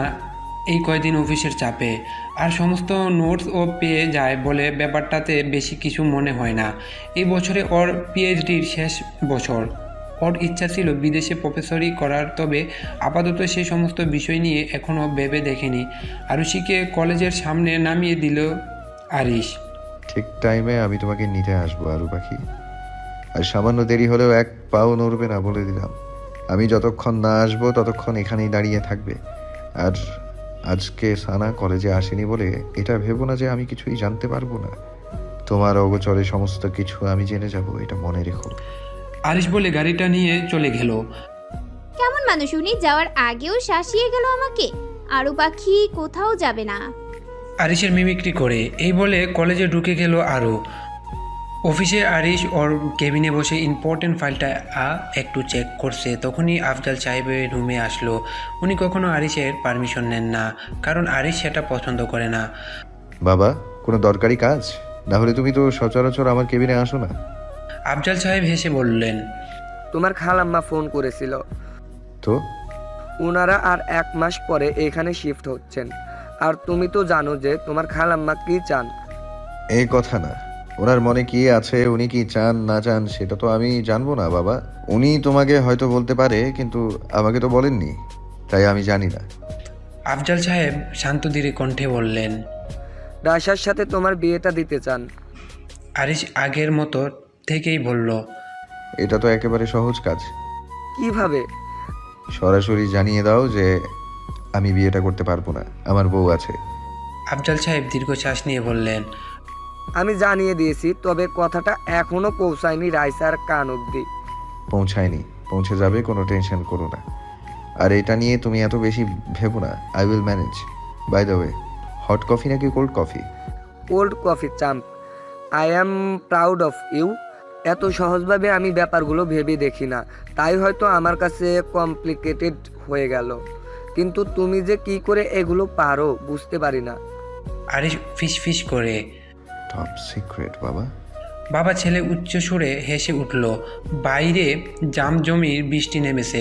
আষাঢ় মাস শেষ করে শ্রাবণ মাসের আগমন হওয়ার সাথে সাথেই যেন বৃষ্টির ধারাটাও কমে বেড়ে চলছে। আর তার সাথে চঞ্চল হয়ে উঠছে আরুর মন। ও খুব বৃষ্টিতে ভিজতে ভালোবাসে। এই মুহূর্তে ইচ্ছা করছে বাইরে গিয়ে 2 হাত মিলিয়ে বৃষ্টিতে ভিজতে। এটা ওর লাস্ট ক্লাস, এরপর আর কোনো ক্লাস নেই, তাই নিঃসন্দেহ ভিজবে, এরকম মনস্থির করলো আরু। ছুটির সাথে সাথে ছাতাটা মেলিয়ে কোনো রকমেই বাইরে একটা নিরাপদ জায়গায় এসে দাঁড়ালো আরু। তবে মনটা আনচান করছে বৃষ্টিতে ভেজার জন্য। আরিশ এর কথাটা যেন প্রায় ভুলেই গেছে। অবশেষে মস্তিষ্ক আর মনের সঙ্গে দীর্ঘ সংঘাতের পর মন জয়ী হলো। কোনো পিছু টান না রেখে নেমে গেছে বৃষ্টির মাঝে। বৃষ্টির প্রত্যেকটা ফোঁটা শরীরের স্পর্শ করছে, আর তেমনি আরও প্রাণবন্ত হয়ে উঠছে আরু। এখন একটা কবিতা ওর প্রচণ্ড মনে আসছে, আর অপেক্ষা না করে মুখের বলিতে কবিতাটা ফুটে উঠল। মাসটা নাকি শ্রাবণের, বাইরে প্রচণ্ড বৃষ্টি মুখর পরিবেশ, চারিদিকের মেঘের ঘন ঘটায় আচ্ছন্ন। একাকিত্ব জিনিসটা যেন আজকাল বড়ই গ্রাস করছে আমাকে। কোনো এক শ্রাবণে তোমার হাতটা ধরেই আমি হাঁটতে চেয়েছিলাম কোনো এক বৃষ্টি ভেজা পথে। বৃষ্টির প্রথম ফোঁটা মাটিতে পড়ার সাথে সাথে বাতাসে যেন সুগন্ধ ছড়িয়ে এক প্রেমময় পরিবেশের সৃষ্টি করে। তখন সেই ঘ্রাণটাই আমি তোমার সাথে নিতে চেয়েছিলাম। যখন বৃষ্টিতে ভিজে চুপচুপের শরীর নিয়ে তোমার সামনে এসে দাঁড়াতাম, তখন কোনো রকম লোভাতুর দৃষ্টিতে নয়, হয়তোবা ভালোবাসার চাহনিতেই দেখতে আমাকে। তখন আলতো করে গালে স্পর্শ করে বলতে, পাগলি আমার। কোনো রকম কোনো বিরক্তি ছাড়াই চুলগুলোকে আলতো করে মুছে দিতে। হয়তো এটার মাধ্যমেই তুমি আমার সৌন্দর্যটাকে খোঁজার চেষ্টা করতে। বৃষ্টি ভেজা সন্ধ্যার সময় ধোয়া ওঠা কফির মগটা যখন তুমি আমার হাতে ধরিয়ে দিতে, আর আমার সাথে তাল মিলিয়ে বৃষ্টির ফোঁটা গুনতে মত্ত হতে, তখন তুমি বলতে, তুই যে আমার বৃষ্টি বিলাসী। তবে ওর কল্পনার মতো আরিশও কি কখনো এই বৃষ্টির মধ্যে ওর সৌন্দর্যটা খুঁজে পাবে? এই সমস্ত প্রশ্ন আরুর মাথায় আসছে, কিন্তু মন থেকে উত্তর এলো যে যেদিন দুজনকে ভালোবাসবে সেদিন হয়তো এই অনুভূতিগুলো কাজ করাবে দুজনেরই। ভিজতে ভিজতে প্রায় কাকভেজা হয়ে গেছে আরু। প্রায় 20 মিনিট ধরে বৃষ্টি ভেজার পর আরুকে আসতে না দেখে রাস্তা দিয়ে হাঁটতে শুরু করলো। আরু হাঁটতে হাঁটতে রাস্তার পাশ দিয়ে একটা গাড়ি যেতেই জামা কাপড়ে কাদা ছড়িয়ে ছিটিয়ে গেল। গাড়িটা আরুকে ছাড়িয়ে অনেকটা দূরে যেতে আরু পেঁচাল শুনে হয়তো গাড়িটা থেমে গেছে। গাড়িটার কাছে গিয়ে আরু জোরে চেঁচিয়ে বলতে লাগলো, স্টুপিড আপনি, দেখে চলতে পারেন না নাকি? চোখ কি বাড়িতে রেখে এসেছেন নাকি বউকে যত্ন করে রেখে দিতে বলেছেন? এই সমস্ত কথা বলতে বলতে গাড়ির ভেতর থাকা মানুষটা হাত ধরে আরুষিকে গাড়ির ভেতরে টেনে নিতেই আরুষি চিৎকার করে উঠল বাঁচাও বলে, আর তার আগেই গাড়িটা স্টার্ট দিয়ে চলতে শুরু করলো। ভিতরে থাকা লোকটা আরুকে গাড়ির ভিতরে টেনে নিয়ে দরজা বন্ধ করে দিয়ে গাড়ির চালানো শুরু করে দিল। ড্রাইভ সিটে বসে থাকা লোকটাকে আরু দেখে চিনতে পারল না। ওর গলা যেন আরু শুকিয়ে আসছে। না জানি লোকটা কোথায় নিয়ে যাচ্ছে আর তার উদ্দেশ্যই বা কী, কিছু জানে না ও। আরু ইচ্ছামতো কিল ঘুষি মারছে নিজেকে বাঁচানোর জন্য। আপনি গাড়ি থামান, না হলে আমি কিন্তু এক্ষুনি গাড়ি থেকে ঝাঁপ দেব বলে দিলাম। সেই ভুলটা একদমই করবেন না। কথাটা বলতেই আরু জোরে দুম করে আরও একটা কিল বসালো লোকটার কাঁধে বরাবর।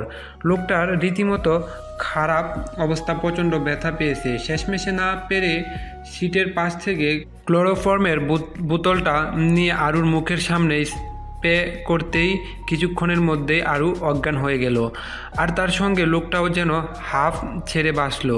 এত কিল ঘুষি লোকটাকে আরু মেরেছে, তা সারা জীবনেও এত কিল ঘুষি পায়নি সে।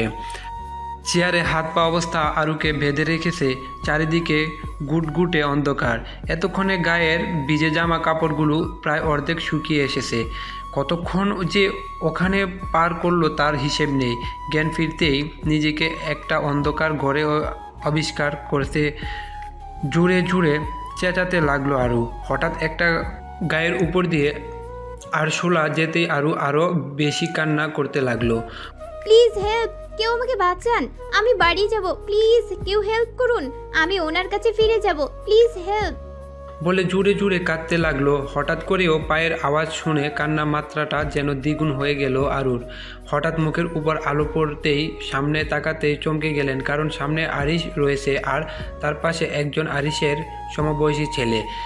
তাকে অবশ্য আরু কখনো দেখেনি, তবে সেই ওকে এখানে এনেছে এটুকু মনে আছে। তবে আরিশের হাতে ধারালো ছুরিটা দেখে আরু প্রাণ যায় অবস্থা। আপনি এসে গেছেন, প্লিজ এখান থেকে আমাকে নিয়ে যান। আর এই লোকটা আমাকে এখানে এনেছে, আপনি ওনাকে মারুন ধরে। আর আমি আর কখনো আপনার কথার অবাধ্য হব না, প্লিজ আমাকে নিয়ে যান এখান থেকে।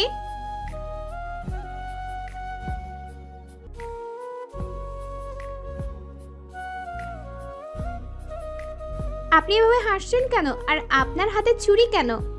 আরিশ এবার ধীর পায়ে ছুরিটা হাতে নিয়ে আরুর দিকে এগিয়ে যাচ্ছে। তারপর ও আরুর গলায় ছুরি ঠেকাতে আরু হাউ হাউ করে কেঁদে দিল। আমাকে মারবেন না প্লিজ, আপনি যা বলবেন আমি তাই করব, তবে ছুরিটা হাত থেকে ফেলে দিন, আমার খুব ভয় করছে। আমি আপনার থেকে, আপনার জীবন থেকে চলে যাব, তবুও আমাকে মারবেন না প্লিজ। কাঁদতে কাঁদতে কথাগুলো গলায় আটকে আসছে, তাও কে নিজের বাঁচানোর জন্য তো কথাগুলো বলতেই হবে। যদি এত আরিশের ওর প্রতি মায়া হয়, আরিশ ছুরিটা আরুর গলায় জোরে চেপে ধরল। ছুরি ধরা জায়গায় মাংসটা সামান্য কেটে গিয়ে একটু রক্ত গড়িয়ে পড়েই আরুর চোখের জল যেন সম্পূর্ণ শুকিয়ে গেল। সাহস হয় কি করে তোমার আমার জীবন থেকে চলে যাওয়ার? কোনো অধিকার নেই তোমার তা করার। তোমাকে সারা জীবন আমার সাথেই থাকতে হবে, সে তুমি চাও আর না চাও। এই কথাটা আমাকে যদি আর দুবার বলেছ, তবে আর আস্ত থাকবে না তুমি। আমি আপনার সাথেই থাকবো, আমাকে প্লিজ ছাড়িয়ে দিন এখান থেকে। আরিশ আগের অবস্থা থেকেই বলল, আজকে তো তুমি শেষ বলে ছুরিটা আরেকটু জোরে চেপে ধরলেই আরু অজ্ঞান হয়ে গেল। তারপর কি হলো ওর আর মনে নেই। অর্ধেক রাত নিজের উপর সামান্য কিছুটা বাড়ি বলে মনে হতে আরু চোখ খুলল। তারপরে ও কোথায় সেটা যখন ও মনে করতে লাগলো, তখনই মনে পড়ে গেল আরিশ এর সেই ভয়ঙ্কর চেহারার কথাটা ভাবতেই জোরে চেঁচিয়ে উঠল আরু। আরিশের ঘুম ভেঙে গেল। ও হুড়মুড় করে উঠে পড়ল। কি হয়েছে আরু পাখি, এমন করছো কেন? আরিশকে দেখে যেন আরুর ভয়টা দ্বিগুণ হতে লাগলো। আরিশকে ধাক্কা দিয়ে সাথে সাথে ও নিচে পড়ে গেল। চোবেন না আপনি আমাকে মেরে ফেলতে চেয়েছিলেন। কি ক্ষতি করেছি আমি আপনার যে আপনি এরকম করছেন আমার সাথে? আজ আমার যদি কিছু হয়ে যেত তাহলে? আর আমাকে এখানেই বা কে আনলো? আরিশ হাতের উপর হাত রেখে দাঁড়িয়ে ঢুনকিয়ার ভাব নিয়ে বলল, আমি এনেছি তোমাকে। Any problem? আমি আর এক মুহূর্ত এখানে থাকবো না, এক্ষুনি চলে যাব। বলে যেই দরজাটা খুলে বেরিয়ে যেতে যাবে তখনই খপ করে আরিশ আরুর হাত ধরে ফেলল। আপনি আমাকে ছাড়ুন, আমি আপনার সাথে থাকবো না। আপনি আমার ক্ষতি চান। আরিশ আরুষির হাত ধরে ওর সাথে মিশিয়ে নিল। তারপরে গভীর আর শান্ত কণ্ঠে আরুষিকে বলল, আই লাভ ইউ আরু পাখি। আরু আরিশকে ধাক্কা মেরে, আপনি আমাকে ভালোবাসেন না। যদি বাসতেন তাহলে ছুরিটা ওভাবে আমার গলায় ধরতে পারতেন না। আরিশ এবার আরুষিকে কুলে তুলে নিল। আরিশ আরুকে নিয়ে ব্যালকনির দিকে এগিয়ে গেলে আর সাথে একটা ব্ল্যাঙ্কেট নিল। আপনি এবার আমাকে ব্যালকনি থেকে ফেলে দেওয়ার চেষ্টা করছেন, তাই না? আমাকে নামান। আমি আর এক মুহূর্ত আপনার সাথে থাকবো না। ব্যালকনিতে নিয়ে গিয়ে সোফায় বসে আরুষিকে কুলে নিয়ে আরিশ, কি সব সময় পালানোর কথা বলো? হ্যাঁ, জানো না আমি তোমাকে কতটা ভালোবাসি? আর তোমার মনে সন্দেহ থাকতেই পারে আমাকে নিয়ে। অবশ্যই আমি তা তোমাকে বলবো। আমি আপনার কোনো মন গড়া কথা শুনতে চাই না। আপনি আমাকে ছাড়ুন। আরিশ ধমক দিতে আরু একদম চুপ হয়ে গেল। এবার আমি যা বলবো তুমি শুধু শুনবে।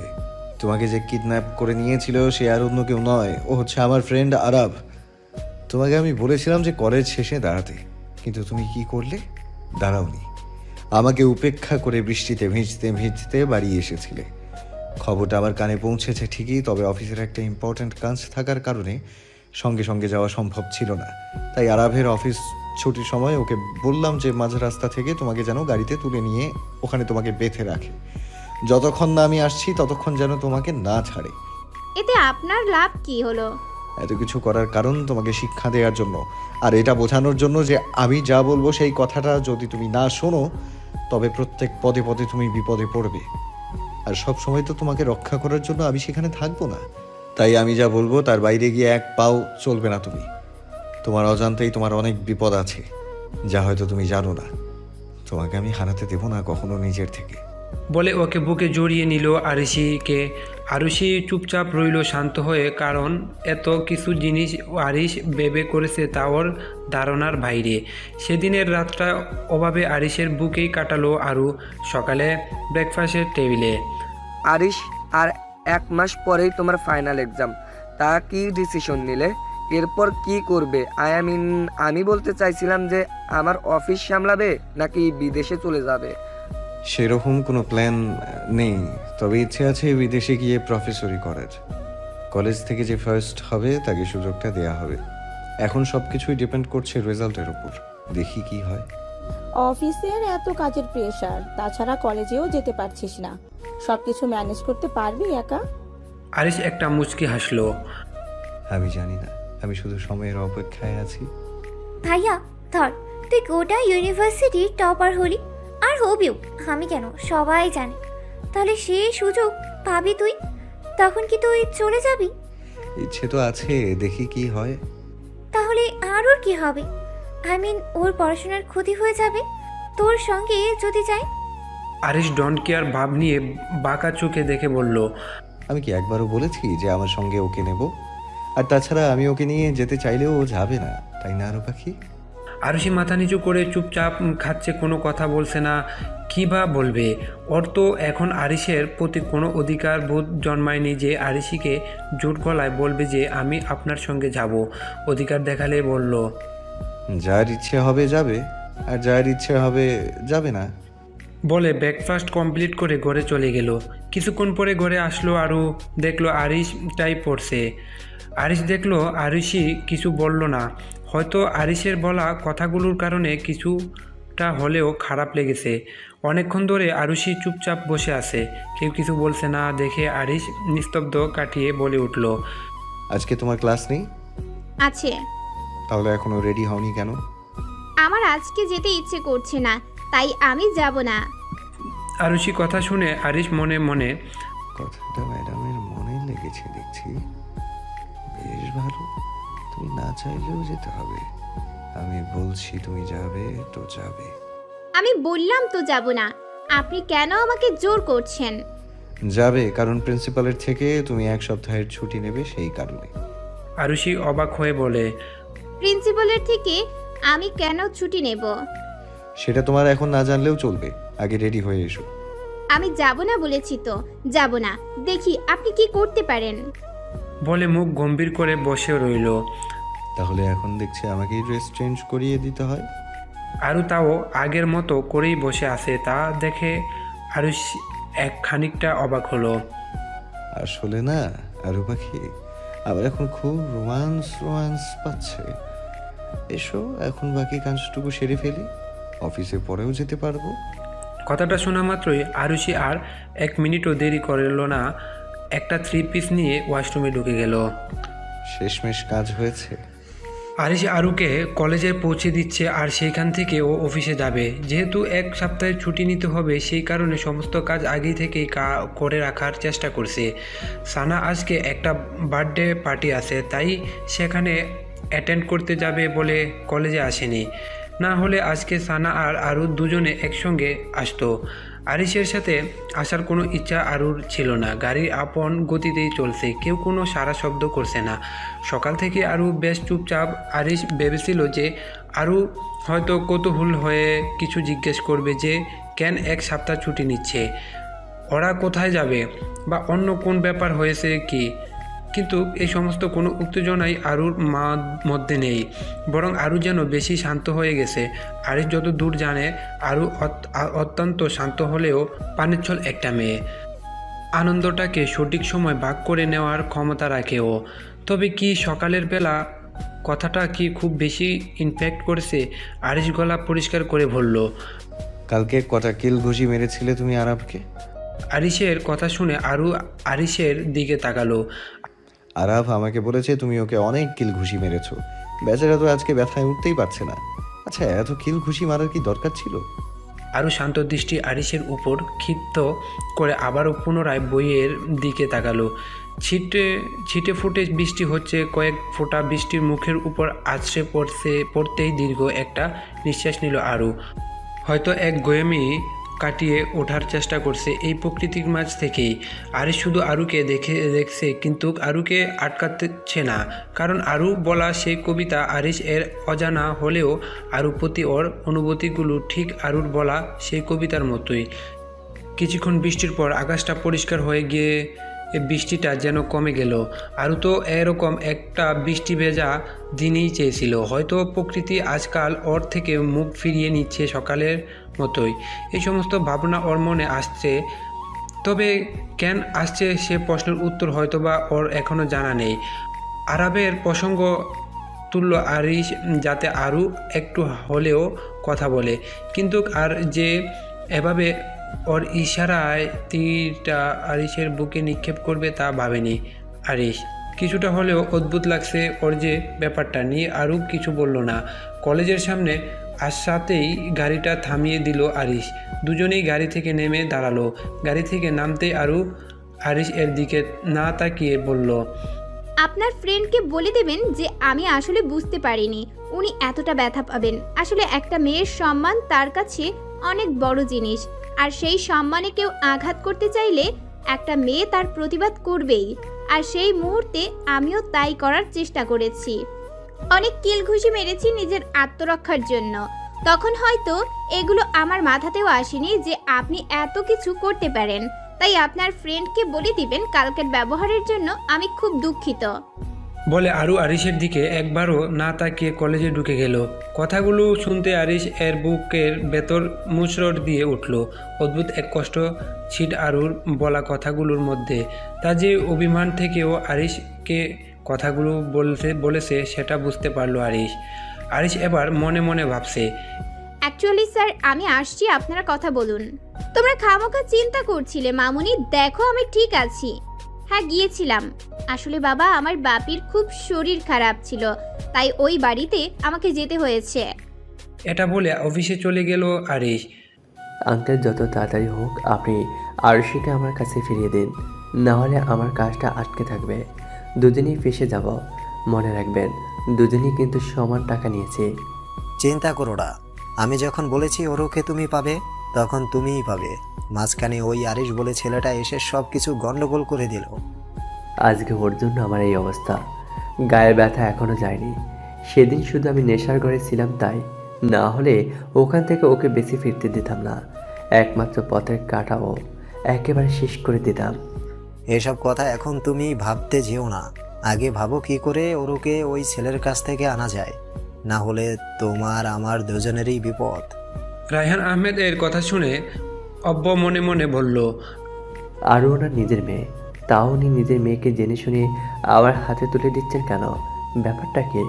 সেই কারণটা তো উনি আমাকে বলেননি। সে যাই হোক, আমার সঙ্গে তো উনিও রয়েছেন, সেটাই বড় কথা। কি এত ভাবছো অব্র? ভয় পেয়ে গেল নাকি? ভয় পাইনি আঙ্কেল, ভাবছিলাম যে আরও আপনার মেয়ে, তাও আপনি আপনার নিজের মেয়েকে বিক্রি করে দেওয়ার জন্য উঠে পড়ে লেগেছেন। কারণটা কি আঙ্কেল? কারণ তো আছেই। ওর জন্যই আমি আমার বাবার সমস্ত প্রপার্টি থেকে বঞ্চিত হয়েছি। আমার বাবা বলেছিলেন যে তার মৃত্যুর আগে উনি ওনার সমস্ত প্রপার্টি আমার নামে করে দেবেন। আমাকে না দিলেও আহানকে সব দিলে প্রপার্টি সব আমারই থাকতো। কিন্তু আমার বাবা আরুকে খুব ভালোবাসতেন, তাই উনি ওনার প্রপার্টি সমস্তটাই আরুর নামে করে দিয়েছেন। যখন আরুর 6 বছর বয়স, তখনই দলিল তৈরি হয়, আর দলিলে লেখাই আছে 20 বছর বয়স হলে সব কিছু আরুর। সেটা এখনো কেউ জানে না আমি ছাড়া, তাই সব সম্পত্তি থেকে আমি তখন বঞ্চিত হয়েছি। আহান বা আরু বা আরুর মা কেউই এই সমস্ত কথা জানে না। তারপর থেকে আমার আরুর উপর রাগ। সব থেকে বড় কথা হলো আরু আমার নিজের মেয়ে নয়, ওকে আমরা কুড়িয়ে এনে মানুষ করেছিলাম। যখন চাকরির সূত্রে ধানমন্ডি থাকতাম, তখন আরুকে কুড়িয়ে পেয়েছিলাম আমরা। আহান তখন খুব ছোট, তাই বোঝার বয়স ছিল না। আর আরুর মায়ের মেয়ের খুব শখ ছিল, তাই উনি আরুকে ফেলে আসতে পারেননি, মায়ায় পড়ে গিয়েছিলেন। 4 বছর পর আরুকে নিয়ে বাড়ি ফিরতেই বাবা ভাবলেন আরু হয়তো আমাদেরই মেয়ে। আরুর প্রতি ওনার ভালোবাসাটা আলাদাই ছিল, কিন্তু তাই বলে একটা বাইরের মেয়ের নামে এভাবে নিজের সব সম্পত্তি লিখে দেবেন তা মানতে পারিনি। সম্পত্তি আমাকে দেননি। আর আহানও হয়েছে বাবার মতো, সারাক্ষণ আরুকে আগলে আগলে রাখে।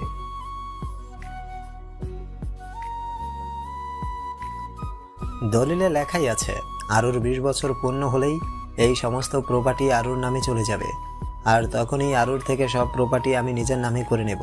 আরুর 20 বছর হতে আর কিছুদিন মাত্র বাকি আছে। ভেবেছিলাম আমার হাতের মুঠোয় সব, কিন্তু সব একটুর জন্য হাতছাড়া হয়ে গেল। তাহলে আঙ্কেল, আরুকে আপনাকে মেনে নিতে হবে এখন, না হলে আপনি তো কোনো প্রপার্টি পাবেন না। আর ও আপনার থেকে দূরে দূরে থাকলে কিছুই পাবেন না আপনি। যে করেই হোক আরুকে এই বাড়িতে নিয়ে আসার ব্যবস্থা করুন। ঠিক বলেছ, দেখছি কি করা যায়। আরিশ একটা ইম্পর্টেন্ট ফাইল চেক করছে, তখনই দরজার নক করতেই আরিশ বলে উঠল, ইয়েস, কাম ইন। স্যার, ল্যান্ডলাইনে আপনার কল এসেছে। কোথা থেকে? North South University. কে ফোন করেছেন জানো? বললেন যে কলেজের প্রিন্সিপাল। ওকে, তুমি যাও, আমি দেখছি। Okay sir. By the way sir, coffee? একটা ব্ল্যাক কফি আনো, উইদাউট এনি সুগার। যেদিন জানতো যে আরিশ এই কফি খাবে, তাও একবার জিজ্ঞেস করলো আরিশ এর মুখ থেকে কথা শুনতে।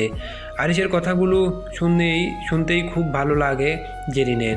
আরিশ এর উপর এক দফা ক্রাশ খেয়ে বসে আছে জেরিন, তা আরিশের অজানা। আরিশ মনে মনে ভাবে,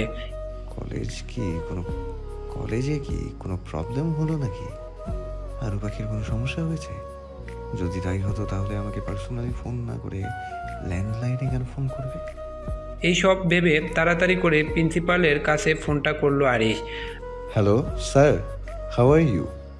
আই এম ফাইন আরিশ। তুমি অনেকদিন তো কলেজে আসছো না, শুনলাম স্যাররা বলছিলেন। অফিসে জয়েন করেছো তাও শুনলাম। আজকে কি একবার সময় হবে অফিসের পর কলেজে আসার? অফকোর্স। অফিস শেষে আমিও ভাবছিলাম আপনার সঙ্গে দেখা করব, কিছু কথা ছিল আপনার সাথে। Very good. আচ্ছা তাহলে তাড়াতাড়ি এসো। Okay sir. আরিশ ফোনটা রাখলো, রেখে ভাবতে লাগলো যে হঠাৎ প্রিন্সিপাল স্যার ওকে ডাকলেন কেন, তা ঠিক বুঝে উঠতে পারছে না আরিশ। প্রিন্সিপালের রুমে আরিশ বসে আছে আর তার সঙ্গে পাশে বসে আছে আরু। ওর মুখে কথা নেই, সেই সকালের মতোই নিশ্চুপ আর বিরাট অভিমানের ছায়া যেন রয়েছে ওর মুখে। আরুষির দিকে একবার তাকিয়ে প্রিন্সিপালের দিকে আবার মনোযোগ দিল আরিশ প্রিন্সিপালের দিকে তাকাতেই দেখলো প্রিন্সিপাল মুচকি মুচকি হাসছেন। ওনার হাসি দেখে কিঞ্চিত লজ্জায় পড়ে গেল আরিশ। তার মানে এতক্ষণ উনি লক্ষ্য করছেন আরিশ উপস্থিতি সামলানোর জন্য। আপনি কিছু বলছিলেন? ও হ্যাঁ, যেটা বলতে চাইছিলাম, শুনলাম তুমি নাকি 1 সপ্তাহের ছুটি নিচ্ছ, বাট সামনে তো তোমার এক্সাম। দরকারে ছুটি নিতে হচ্ছে। কাজটা কি খুব ইম্পর্টেন্ট? অ্যাকচুয়ালি কলকাতাতে একটা ইম্পর্টেন্ট মিটিং থাকার জন্য সেখানে যেতে হচ্ছে। আরুষিও বললো যে 1 সপ্তাহ ছুটি নেবে। ও না হয় ফার্স্ট ইয়ার, ওদের ছুটি নিতে সমস্যা নেই, কিন্তু তোমার তো এবার পিএইচডির ফাইনাল, একবার ভেবে দেখতে পারতে। আরিশ মুচকি হেসে বলল, চিন্তা করবেন না, আমি ম্যানেজ করে নেব, বিশ্বাস রাখতে পারেন। কলেজের নাম খারাপ করব না। প্রিন্সিপাল স্যার মুচকি হাসি দিয়ে বললে, সে বিশ্বাসটুকু আছে আমার তোমার উপরে, সেই কারণে ছুটিটুকু দিচ্ছি। তবে হ্যাঁ, ঘুরে এসে যেন পড়াশোনায় মনটা থাকে। অবশ্যই sir. Congratulation. For what sir? এই যে তুমি আর আরুষি বিয়ে করেছো, সেই নিউজটা শুনে কংগ্রাচুলেশন দুজনকেই। Thank you sir. তবে আরও কিছু বলল না, চুপচাপই রইল। আরুষির যে চুপচাপ কিছু বলছে না। আরুষি কিন্তু করে বলল, অ্যাকচুয়ালি স্যার আমি আসছি, আপনারা কথা বলুন। বলে ঘর থেকে বেরিয়ে গেল। মেয়েটা লজ্জা পেয়ে গেল আমার কথা শুনে। আমারই ভুল, ওর সামনে বলা উচিত হয়নি আমার এটা। It's okay sir. তারপর স্যারের সঙ্গে টুকটাক কিছু কথা বলে বেরিয়ে আসলো আরিশ ঘর থেকে। আরুর অভিমানগুলো স্পষ্ট ফুটে উঠেছে, সেটা প্রিন্সিপাল বুঝতে না পারলেও আরিশ ঠিকই বুঝতে পেরেছে। তোমাকে কষ্ট পেতে দেব না আরু পাখি। বলে একটা দীর্ঘশ্বাস নিয়ে প্রিন্সিপালের রুম থেকে বেরিয়ে আসতেই পিছু থেকে একটা মেয়েলি কণ্ঠস্বর শুনে আরিশ থেমে গেল। আরিশ ভাইয়া কেমন আছো? এই ভালো, তুমি কেমন আছো? এই তো আলহামদুলিল্লাহ ভালো আছি। শুনলাম আপনারা রাইসের বিয়ে পরের মাসে, আই মিন আপনার এক্সামের পর। মেঘার কথা শুনে আরিশ অবাক হয়ে বলল, তোমাকে এসব কে বললো? কেন, রাইসেই তো বললো যে আপনার সাথে নাকি ওর বিয়ে, তাই ও বাংলাদেশে ব্যাক করছে। আরিশ মনে মনে বলল, এই মেয়ে বিদেশ থেকেও আমার পেছনে কলকাঠি নাড়ছে, আমাকে ঠিক ফাঁসিয়েই ছাড়বে আরু পাখির কাছে। অ্যাকচুয়ালি তুমি যা ভাবছো সেটা নয়। থাক ভাইয়া, আপনাকে আর বলতে হবে না, বুঝতে পারছি আপনি লজ্জা পাচ্ছেন। না না, তুমি বুঝতে পারছো না আমি কি বোঝাতে চাইছি। আরিশ অনেকবারই মেঘাকে বোঝানোর চেষ্টা করলেও মেঘা এখন এমন গাড়তেরা যে ও রাইসা কথাটাকে বিশ্বাস করছে আর আরিশেরটা নাই। আরিশ মনে মনে বলল, আচ্ছা মুশকিল, এই মেয়েকে আমি এখন কি করে বোঝাই? একে বোঝানো আমার কাম্য নয়। আচ্ছা মেঘা, আমি এখন আসি, আমার লেট হচ্ছে। তাড়াহুড়া করে গাড়িতে ড্রাইভিং সিটে বসতেই পাশে তাকিয়ে দেখলো আরিশই নেই। পিছনের সিটটাও চেক করে দেখলো, যেমন না ওখানেও আরুষি নেই। তাহলে আরুষি কোথায় গেল? আরিশ রেগে গিয়ে বলল, আজকেও কি বাড়ি চলে গেছে? আগের দিন এত কাণ্ড করার পরও আজকেও মেয়েটার শিক্ষা হলো না। আমার কথার অবাধ্য হয়ে ঠিক চলে গেছে। আজকে বাড়ি যাই, তারপর মজা দেখাচ্ছি। আমার কথা না শোনার শাস্তি আজকে দেব। এদিকে আরুষি আরিশের জন্য গাড়িতে অপেক্ষা করছে অনেকক্ষণ ধরে। আরিশ আসছে না দেখে আরু গাড়ি থেকে নেমে দেখলো যে দূরে একটা মেয়ের সাথে কথা বলছে আরিশ। তাদের মধ্যে বেশ তর্ক বিতর্ক চলছে দেখে আর সে ভালো হয়তো মেয়েটার সঙ্গে একান্তই কোনো সম্পর্ক আছে, তাই কোনো ভুল বুঝাবুঝি হয়েছে আর তাই জন্য এরকম পরিস্থিতির সৃষ্টি হয়েছে। দৃশ্যটা যেন কোনোভাবেই সহ হলো না আরুর। তাড়াতাড়ি করে ব্যাগ নিয়ে বাড়ির পথে হাঁটা দিল।